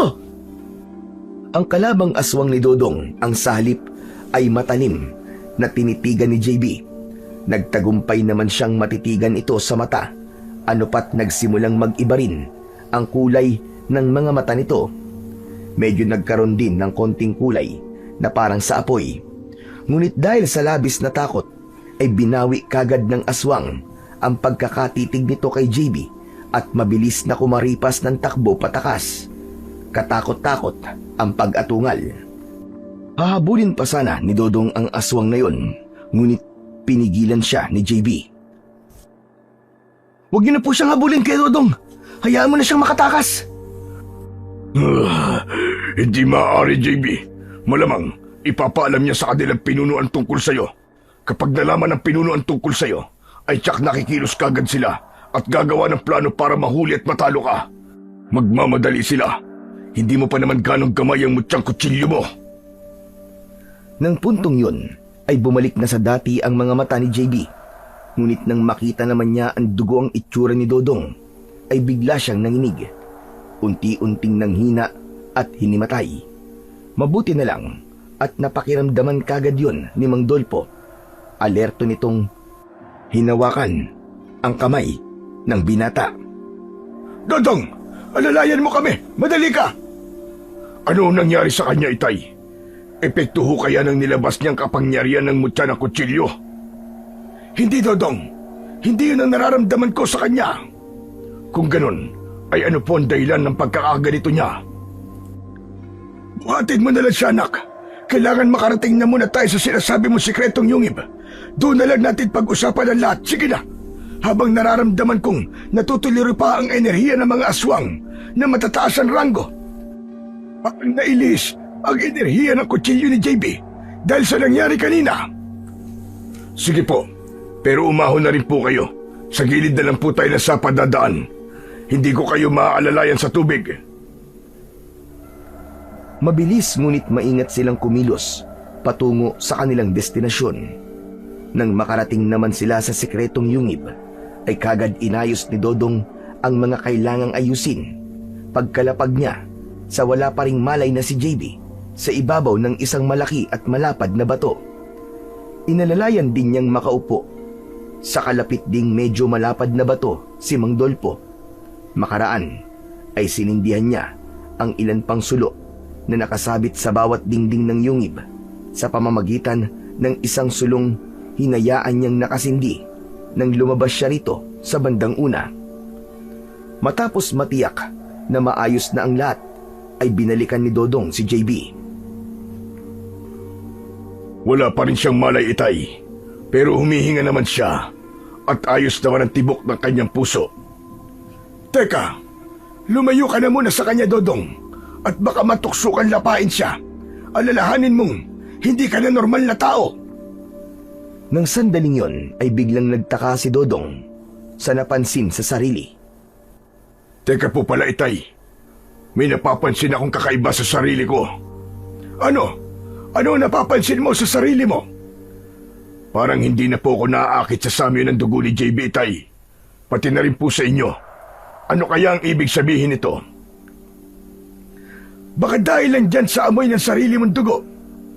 Maanong himuran mo pala yung mga sugat mo para muling maghilom. Ang alam ko ay agad na maghihilom ang sugat ng isang aswang kapag hinimuran nila ito. Ginawa ngayon ni Dodong, pero lalo lang siyang nagtataka sa sarili. Dahil kahit hindi niya na naaamoy ang sariling dugo at sariwang dugo na ni JB, at Mang Dolpo ang naaamoy, ay hindi pa rin siya naaakit o natatakam sa mga ito. Ngayong hindi ko na po naaamoy ang sarili kong dugo, Itay, at dugo na lang po ninyo ni JB ang naaamoy ko, ay hindi pa rin ako naaakit o natatakam sa amoy nyo. Teka, pakikiramdaman nga kita saglit. Baka kung ano ng kalokohan na nangyayari sa'yo. Baka kagagawan ng aswang na dumamba sa'yo kanina. Baka kinargaan ka ng kung anong mapagkunwaring kamandag. Ngunit sa halip na si Dodong ang mapakiramdaman ni Mang Dolpo, ay may kakaibang enerhiya naman siyang nararamdamang sumisingaw sa katawan ni JB. Aba, teka! May hudyat na ipinahahatid sa akin ng enerhiya ng mutyang kutsilyo ni JB. Alam ko na kung bakit biglang nawalan ng malay kanina si JB. Ano pong dahilan, Itay? Paano na ito? Paano niya magagampanan ng maayos ang pagiging tagapangalaga ng mutya ng kutsilyo mo, Dodong? Tay, ano pong ibig niyong sabihin? May isang malalang kahinaan si JB, anak, na maaaring makaapekto sa kanya kapag napalaban na siya sa hukbo ng mga aswang. Takot siyang makakita ng dugo. Manginginig siya at hihimatayin kapag nakakita ng dugo. Ano? Pero bakit siya pa rin ang napili ng mutya kung may ganyan po pala siyang kahinaan? Kailangan nating mag-isip ng paraan kung paano natin siya matutulungan, Dodong. At teka, pagtutuunan ko na lang muna ng pansin ng maigi at masakit sa ulo ang inihatid sa akin. Mariing pumikit si Mang Dolpo. Sa tindi ng hudyat ay napapahampas siya ng hawak na tungkod. Nang matapos ay halos hingalin siya at habol hininga. May iniutos sa akin na gawin ng mutyang kutsilyo, Dodong. Madali ka. Maghanap ka ng kahit na anong bagay sa paligid na kulay manilaw-nilaw na berde at ibigay mo sa akin. Kulay manilaw-nilaw na berde po. Oo, anak. Yung pala ang paboritong kulay ni JB. Sige na. Maghanap ka kagad habang hindi pa nanunumbalik ang malay niya. Hindi naman nahirapang maghanap ni Dodong, pagkat sa mga baging lang mismo sa may bukana ng yungib ay may namataan kagad siyang sariwang mga usbong na kulay manilaw-nilaw na berde. Namitas siya ng isang usbong at kagad ibinigay kay Mang Dolpo. Ang sumunod na ginawa ni Mang Dolpo ay kinuha niya ang mutyang kutsilyo sa may tagiliran ni JB at inalis ang balot nito. Teka, Itay. Bakit parang hindi ako naapektuhan yan habang tinatanggalan nyo ng balot? Alam ko rin kung ano nangyari sa iyo, anak. Sinamantala pala ng enerhiya ng mutyang kutsilyong ito na lihim kang ihanda para sa gagawin ko ngayon para maayos natin ang kahinaan ni JB. Nangyari ang lahat kaninang kinarga mo si JB, anak. Nang madikit ang balat mo sa kanya, ay humawa sa balat mo ang enerhiyang lumulukob sa kanya mula sa kutsilyo. Ang nangyari, nabaliktad ang pang-amoy mo sa kanyang dugo. Pati rin pala ako ay nalagyan din ng enerhiya dahil nadidikit din ako kay JB. Kaya kahit pati dugo ko ay hindi na rin mabango sa pang-amoy mo. Dahil din sa ilang enerhiyang pumasok sa iyo, kung kaya hindi ka na ganong naapektuhan dito sa kutsilyo ngayon. Ang galing naman po ng kutsilyong yan. Palibasa po kasi ay ako ang unang nakahawak niyan. Mukhang yun po ang mas tamang paliwanag kung bakit naging posible ang lahat ng ito, Itay. Ganun na nga. O siya, ihanda mo na yung braso mo at susugatan kita nitong kutsilyo. Ano po? Pero bakit niyo po ako susugatan? Kailangan ng dugo mo para mabaliktad ang kulay ng dugo sa paningin ni JB para hindi na siya matakot sa kulay nito. Kaya po pala kailangan ng isang bagay na kulay manilaw-nilaw na berde at dugo. Papatakan niyo ng dugong aswang ang usbong. Alam ko na po ang gustong mangyari ng enerhiya ng mutyang kutsilyo. Babaligtarin ang kulay ng dugo at gagawing kulay manilaw-nilaw na berde na paboritong kulay naman ni JB. At hindi lang basta-basta babaligtarin. Iba rin na magiging tingin niya sa pagdaloy, pagbulwak o pagtilamsik ng dugo. Magiging para rin itong mahika na parang pulbos na nagniningning. Hanep po pala, sa ganung paraan nga naman ay mukhang kawiwilihan pa niyang makipaglaban sa mga aswang. Magiging parang laro lamang sa kanya ang lahat. Nang gabing yon, matagumpay na naisagawa ni Mang Dolpo ang pagbaliktad sa kahinaan ni JB. Ngunit ng gabi ring yun ay isang alyansa ang nangyari sa pagitan ng puwersa ng mga aswang at ng antingerong si Mang Gustim at ng panday na si Mang Eman. Nangyari kasing nang makorner sila ng mga aswang ay nakiusap si Mang Gusting na huwag silang patayin ng mga ito. Bilang kapalit ng kanilang buhay ay maglilingkod daw sila sa mga ito at magiging kaalyansa ng mga ito. Gagamitin din ni Mang Gustim ang kanyang medalyon at pagiging antingero para tulungan ang mga aswang na matalo ang may hawak ng mutyang kutsilyo. Nakarating sa pinuno ng mga aswang ang alok na yun ni Mang Gustim at pumayag naman ito. Pinapasok si Mang Gustim at Mang Eman sa balwarte ng mga aswang at nagsagawa sila ng sandugo. Maliban pa rito ay kinargahan ng pinunong aswang si Mang Gustim ng mahikang itim nito, maging si Mang Eman. Ang naging resulta ay nangitim ang mga palibot ng kanilang mga mata. Tanda yun na kalahating tao na sila at kalahating aswang. Maging ang medalyon ni Mang Gustim ay kinargahan din ng pinunong aswang ng mahika nitong itim. Matapos ang lahat, muling pinalaya ng pinuno ang dalawa na may mahigpit na atas at babala sa kung ano ang mangyayari sa kanila. Oras na bumaliktad sila. At sumapit na nga ang kinabukasan. Sa loob ng sikretong yungib na kinaroroonan ni na JB, Dodong at Mang Dolpo ay makikitang aligaga at alalang-alala si Dodong. Maging si Mang Dolpo ay napakunot ng noo. Ano ka mo? Nawawala si JB. Sigurado ka ba, Dodong?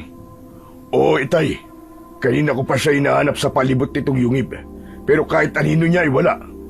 Gamitin nga po ninyo ang kakaibang talas ng pandama nyo at baka matukoy niyo po kung nasaan siya. Nag-concentrate naman ng maigi ang matandang si Mang Dolpo at pinagana ang kanyang ikapitong pandama. Nako, hindi maaari. Wala nga rito si JB, anak. May natutuntun akong bakas ng enerhiya ng kanyang mutya, pero parang napakalayo nito mula rito. Pambihira. Saan kaya nagpunta ang batang yun? Ang mabuti pa ay lumabas ka ngayon din sa kuweba at hanapin mo siya. Hindi magandang mag-isa lang siya, pagkat magiging lapitin siya ng puwersa ng masasamang mga elemento at enerhiya sa paligid, lalong-lalo na ng mga aswang. Ngunit lingid sa kaalaman ng mag-amang Dodong at Mang Dolpo, ay pinuntahan pala ni JB ang bahay mismo ni Mang Gusting na nasa kabilang baryo pa. Inatagpo niya ang matandang antingero na nang mamataan niya ay lihim na napangisi. Kunwaring alalang-alala itong sumalubong pa sa binata. JB, iho! Diyos ko, ikaw ba yan? Dako, pumasok ka rito, magmadali ka. Saan ka ba pumaroon simula kagabi? Ikaw talagang bata ka. Talagang nag-alala ko sa'yo. Akala ko kung ano na nangyari sa'yo. Hinanap ka namin kung saan-saan kagabi ni Eman. Mabuti na lamang at buhay ka pa pala. Natigilan sa pagsasalita si Mang Gustim nang biglang ilahad ni JB sa harap nito ang mutyang kutsilyo. Medyo napaatras ang matanda, kasabay ng lihim na pagkislap ng mga mata nito. Ang mutyang kutsilyo? Pambihira. Ikaw pala talaga nakakuha nito, JB. Pwede po bang iwanan ko muna sa inyo to, Mang Gustim? Naisip ko po kasi na makabubuting sa inyo ko muna to ipagkatiwala dahil isa po kayong antingero. Babalik din po ako para kunin yan. Makikipagkita lang po ako kay Panday Eman. May importante po akong itatanong sa kanya. Ayaw ko lang pong ipakita sa kanya yan at baka po bigla niya pong agawin sa akin. Ay, yun lang ba? Ay, wala problema, iho. Ligtas sa akin ang mutyang kutsilyong ito. Ako nang bahalang magtago dito. At salamat pala sa tiwalang binigay mo sa akin. Hindi ka nagkamali sa pinagkatiwalaan mo. Salamat po, Mang Gustim. Ingatan niyo po mabuti yan, ha. Babalik din po ako agad dito. O sige, walang problema. Hihintayin kita. Bilisan mo, ha? Pagkaalis ni JB sa bahay ni Mang Gustim, ay binalikan naman niya sa kanilang baryo si Panday Eman. Nakipagkita rin siya rito. Ito man ay nagulat nang makita si JB. Namutawi rin ang nakakalokong ngisi sa mga labi nito. Oh, JB, naparito ka. Alam mo bang kung saan ka namin hinanap kagabi? Akala namin nadagit ka na ng mga aswang eh. At teka, siya nga pala. Sabihin mo nga, ikaw ba ang nakakuha ng... Biglang napalunok ng laway si Mang Eman nang biglang ilahad sa kanya ni JB ang tutukuyin sana nito. Hindi ba't sa inyo to, Mang Eman? Heto, ibinabalik ko na sa inyo dahil kayo ang gumawa nito eh. Kayo rin na nagsabi na ibigay ko to sa inyo. Kaya heto na po, inyo na po ang kutsilyong to. Ibinibigay mo talaga sa akin to. Pero, teka, salamat sa tiwala, JB, ha? Hindi mo pagsisisihan na pinagkakatiwalaan mo pala ako. Pero bilang kapalit, humiling ka ng kahit na ano sa akin at ipagkakaloob ko sa'yo. Sige, kahit ano, sabihin mo lang. Sandaling nag-isip si JB, saka ngumiti. Simple lang naman po ang hihilingin ko sa inyo, Mang Eman. Ano yon? Sige, sabihin mo sa akin. Gawin niyo lang po ang kailangan gawin. Ihanda ang dapat na ihanda sa paparating na gabi sa tulong po niyang Mutyang Kutsilyo. Huwag niyo pong sayangin ang tiwala ko sa inyo. Matapos yun, ay umalis na si JB.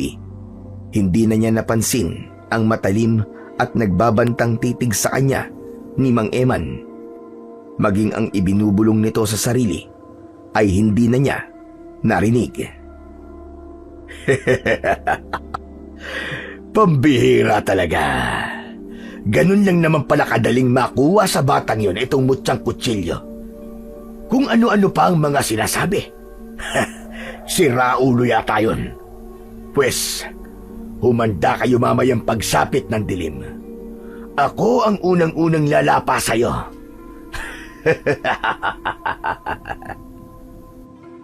Hindi sa sekretong yungib nagbalik si JB. Sa halip ay sa kubo nila ng kanyang lolo Ambu siya pumaroon. Sa loob nito ay nagsagawa siya ng kakaibang ritual na itinuro sa kanya ng espiritu ng Mutya ng Kutsilyo sa kanyang panaginip. Habang isinasagawa niya yon, lihim na naglalabas ng manipis na puting usok ang naging 2 kopya ng Mutyang Kutsilyong ibinigay niya kina Mang Gustin at Mang Eman. Ang mga usok na ito ay hindi na malaya ng dalawa na pumasok sa kanilang mga ulo. Samantala, sa yungib naman na kinaroroonan ni Mang Dolpo at Dodong, biglang naalerto ang ika-7 pandama ng matanda. Kaya pala ay may hudyat na inihahatid dito ang espiritu ng Mutyang Kutsilyo. Ano nangyayari sa akin? Ano itong mga nakikita kong pangitain sa balintataw ko? Dodong anak, lumapit ka rito, bilisan mo. Alalayan mo ako pagkat malakas ang hudyat na nasasagap ko. Parang nagbumula ito sa enerhiya ng Mutyang Kutsilyo ni JB. Ha? Sandali at nariyan na po ko, Itay. Heto, kumapit po kayo maigi sa akin. Itay, ano po bang nakikita ninyo? Nakikita ko si Panday Eman at kasama niya ang isang matanda na nasa baluarte ng mga aswang. Pero bakit parang pareho silang may hawak na Mutyang Kutsilyo na kaparis ng kay JB? Sandali, ano bang ibig sabihin nito? Nakuha nila kay JB ang Mutyang Kutsilyo. Pero bakit ganun? Bakit dalawa? Ho, hindi pwede yun, Itay. Si JB, hindi niyo po ba siya nakikita? Hindi ko nakikita si JB, iyo. Pero parang siya ang nagpapadala ng hudyat na ito. Teka, susubukan kong sundan ang enerhiyang hudyat para malaman ko kung nasaan siya. Pero bago pa man yun magawa ng matandang si Mang Dolpo, ay bigla namang naputol ang hudyat. Lintik na yan! Bakit ganun? Biglang naputol ang hudyat! Nang sandaling yun, nakarating na pala sa yungib si JB. Nauna pa siyang makarating bago lubusang matapos ang hudyat, kung kaya bigla yung naputol. Humahangos na pumasok sa yungib si JB. Lolo Dolpo! Lolo Dolpo! Natanggap po ba ninyo ang hudyat? Sabihin po agad din nyo sa akin kung saan banda ang baluarte ng mga aswang na nakita nyo. Lulusubin po natin kagad ang mga aswang. Kailangan pong maunahan natin sila bago pa man lumubog ang araw. Sabihin nyo na po sa akin. Ang Mutyang Kutsilyo mo, JB, totoo bang nakuha sa'yo ni Mang Gustim at Panday Eman? Sabihin mo. Sinadya ko po yun, Kuya Dodong. Nagkunwari po akong ipinagkatiwala ang Mutyang Kutsilyo sa kanila. Ginawan ko po silang dalawa tulad ng iniutos sa akin sa panaginip ko. Pero bakit mo naman basta-basta ibinigay? Para po makapasok sa isip ni Mang Gustim at Mang Eman ang enerhiya ng mutya at matunto ng baluarte ng mga aswang. Yun na nga po ang ipinadala kong hudyat sa inyo dahil kayo raw po ay may ika-7 pandama. Kaya sabihin niyo na po sa akin kung saan banda ang baluarte ng mga aswang, Mang Poldo. Baliw ka ba, JB? Paano naman tayo lulusob dun? Ngayong ganyang wala na sa'yo ang mutyang kutsilyo. Sige nga, paano natin magagawa yun? Sandali, Dodong. Parang nakukuha ko na ang gustong mangyari ng mutya. Ang mabuti pa, sundin na lang natin ang gustong mangyari ni JB. Ang buong baryo natin ang nakasalalay rito. Sinabi ni Mang Dolpo kung saan banda ang baluarte ng mga aswang, kung paano yun mapapasok, at kung saan banda sila daraan na hindi sila kagad mapapansin ng mga aswang. Sasamantalahin nila ang kahinaan ng mga aswang sa sikat ng araw. Pinlano nilang maigi ang kanilang gagawin. Pero paano mo mababawi ang mutyang kutsilyo, JB? Magtiwala na lamang tayo sa kapangyarihang taglay ng mutyang kutsilyo, Dodong. Kung gaano katuso ang mga aswang, ay sigurado kong mas tuso pa ng ilang ulit ang kapangyarihan ng mutya. Tama po kayo, Lolo Dolpo. E di paano po? Tara, maganda na po tayo. At iayos na po natin ang mga gagamitin natin. Ikaw, Kuya Dodong, alam mo na ang gagawin bilang isang may dugong aswang. Oo, alam ko. Pero siyempre, kabado pa rin ako dahil tulad ng alam nyo na, medyo napasukan na rin ako ng enerhiya ng mutya ng kutsilyo. Medyo hindi na rin ako 100% aswang. Baka matunugan din kagad nila ako. Kayo po, Lolo Dolpo, handa na po kayo maging pain kung sakali? Handang-handa na ako, iyo. Kung ito man ang huli kong papel sa mundo, tanggap ko kung ano man ang mangyari sa akin. Basta't ang mahalaga, matalo natin ang buong hukbo ng mga aswang.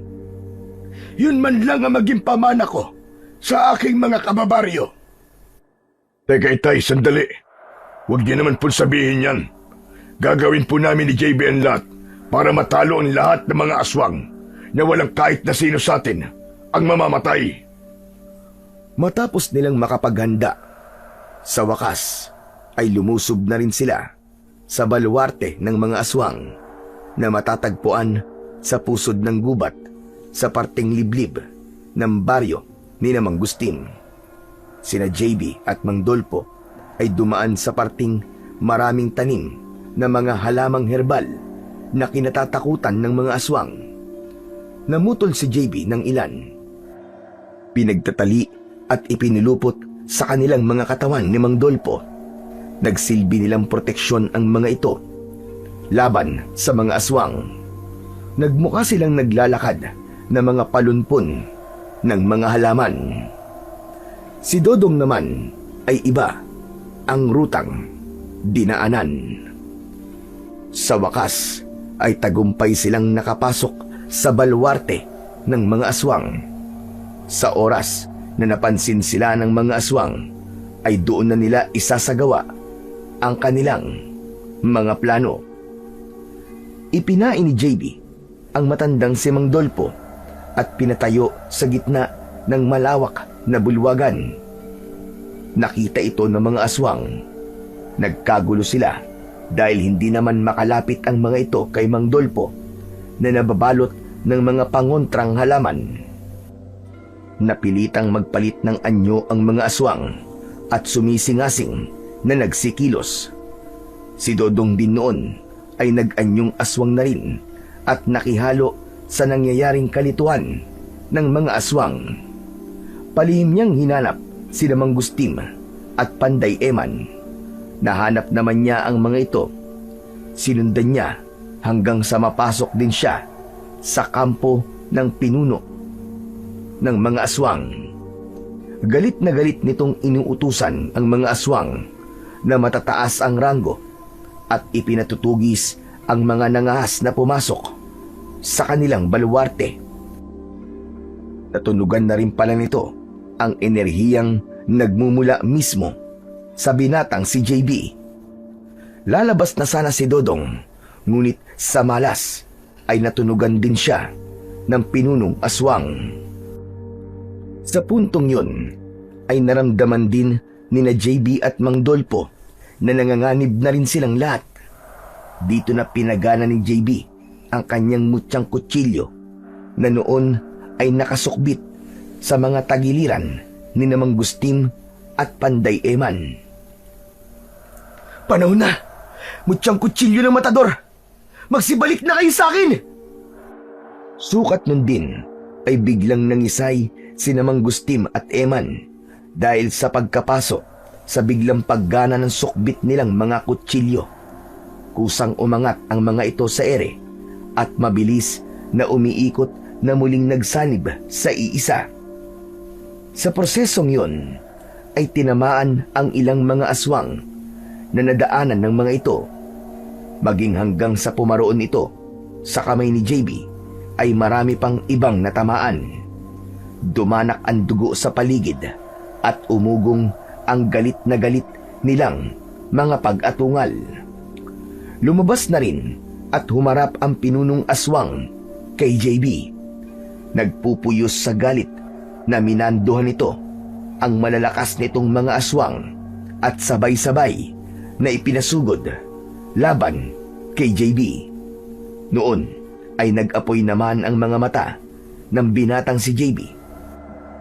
Ang hawak niyang matalim na mutyang kutsilyo ay umuusok din na parang pati ito ay galit na galit. Humanda kayo mga aswang kayo! Lagot talaga kayo sa akin! Kakatayin ko kayong lahat ng pinong-pino! Mamatay na kayo! Ah! Naging napakalakas at napakabilis ni JB ng mga sandaling yon. Pinagtataga niya ang bawat aswang na sumusugod at humaharang sa kanya. Napakarami niyang nakalaban at napabagsak. Lahat talagang malalakas at maliliksi. Pero nahirapan din siya, lalo na sa mga aswang na matataas ang ranggo. Ngunit dahil din sa lakas na idinudulot ng kapangyarihan ng mutya, ay hinihigitan nito ang mga yon. Hanggang sa maubos na ni JB ang mga aswang sa buong lugar na yon, at ang tanging natitira na lamang ay ang pinuno ng mga aswang. Para matapos na ang laban, ay wala nang panahong sinayang ang binatang si JB. Nang makatsyempo, ay agad niyang inihagis sa direksyon ng pinuno ng mga aswang ang hawak niyang duguang itak. Ngunit naging napakabilis naman ng kilos ng pinunong aswang, ano pat agad nitong nasunggaban si Dodong, at ito ang ginawang panangga. Sa halip na ang dibdib nito ang matuhog ng kutsilyo, ay ang dibdib ni Dodong ang tinamaan. Kuya Dodong! Hindi maaari! Kuya Dodong! Dahil sa nangyari, ay nagpuyos sa galit si JB laban sa pinunong aswang na tatangkain pa sanang tumakas. Sa isip niya ay mabilis niyang inutusan ang mutyang kutsilyo. Husa itong nabunot mula sa dibdib ni Dodong at umiikot sa ere na sinundan ang pinunong aswang kung saan ito tatakas sana. Nang maabutan ang pinuno ng mga aswang, ay hiniwa muna nito ang likod ng talampakan, sabay hiwa sa binti paakyat sa tiyan. Malakas na napasigaw ang pinuno ng mga aswang, ngunit hindi pa rin tumigil ang mahiwagang kutsilyo. Bumuelo ito sa ere at mabilis na bumulusok patungo sa dibdib ng aswang at bumaon ito direkta sa puso. Ngunit hindi pa doon nagtatapos. Paulit-ulit itong sumaksak at bumaon sa aswang hanggang dumapo ito sa leeg at tuluyang mapugutan na ito ng ulo. Nagkagutay-gutay ang katawan ng pinuno ng mga aswang habang naglalagablab ang buong katawan nito at tuluyang naging abo at sumama sa hangin. Matapos ang lahat, ay kapwa umiiyak na binalikan ni Namang Dolpo at JB ang wala ng buhay na katawan ni Dodong. Pero nang makalapit sila rito, ay nagtaka si JB nang mapansing hindi na pala duguan si Dodong. Lalo na nang makita niyang unti-unting naghihilom ang sugatan nitong dibdib. Parang walang nangyari. Ha? Paano nangyari yun? Lolo Dolpo, ano to? Bakit ganun? Naghihilom po ang sugat ni Kuya Dodong. Parang himala. Nakiramdam namang maigi ang matandang si Mang Dolpo na hindi makapaniwala sa nangyayaring milagro. Diyos ko, maraming salamat. Buhay ang anak ko, JB. Nararamdaman kong pinagaling siya ng enerhiya ng mutyang kutsilyo. Yun ba ang tumama sa kanya? Opo, Lolo Dolpo, yun nga po. Mangyaring aksidente ko po siyang natamaan eh. Kasi iniharang po ng pinunong aswang ang katawan ni Kuya Dodong. Kaya siya pong tinamaan ko. Ngunit sa kabutihang palad, ay mabait sa kanya ang mutyang kutsilyo. Yun ay dahil tapat din ito sa orihinal na may-ari sa kanya. Kaya sa halip ay pinagaling siya ng enerhiya nito. Pati na ang pagiging aswang niya ay natanggal na ng tuluyan sa kanyang puso. O Diyos ko, Diyos na makapangyarihan sa lahat, maraming salamat po at ginabayan niyo po kami sa labang ito. Maraming salamat po dahil pinagaling niyo po ang anak kong si Dodong. Salamat po, Panginoon. Maraming salamat. Muling nabuhay nga si Dodong matapos ang matinding laban na yon sa baluarte mismo ng mga aswang. Nakabalik siya sa pagiging normal na tao. Nagpasalamat ang mag-amang Mang Dolpo at Dodong sa binatang si JB. Si JB rin naman ay nagpasalamat sa dalawa. Tinamang Gustim at Panday Ema naman ay kasamang napatay ni JB sa pakikipaglaban na yon dahil maging ang mga ito'y sumugod sa kanya at hindi lang niya napansin.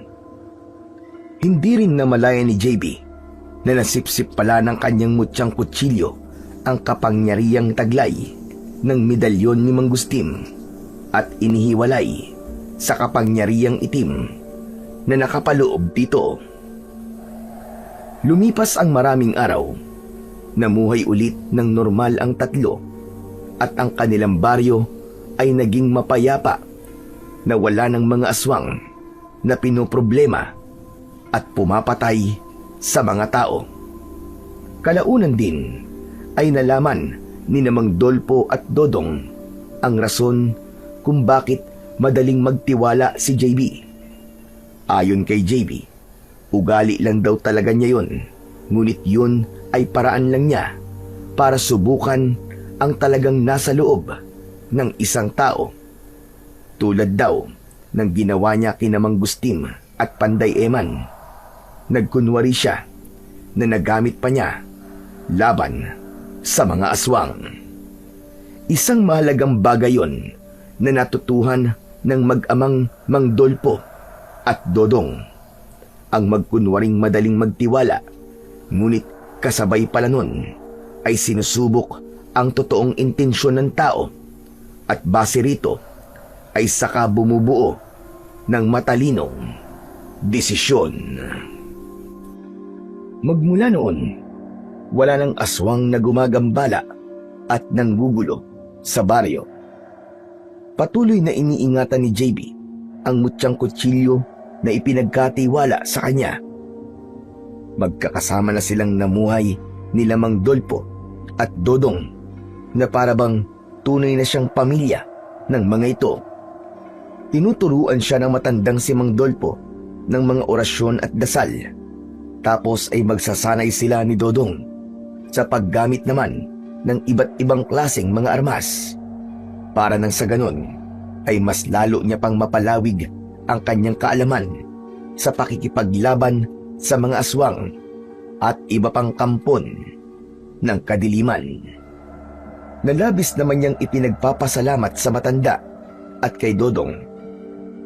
Nangako siya sa kanyang sarili na habang hawak niya ang mahiwagang kutsilyong may makapangyarihang mutya, ay walang makakapanakit sa itinuturing na niyang bagong pamilya at mahal sa kanya, at sisiguraduhin niya na ipagtatanggol niya ang lahat sa kanilang baryo laban sa mga aswang na maghahasik ng lagim dito sa ngalan ng Panginoon ng katapangan at pagmamahal.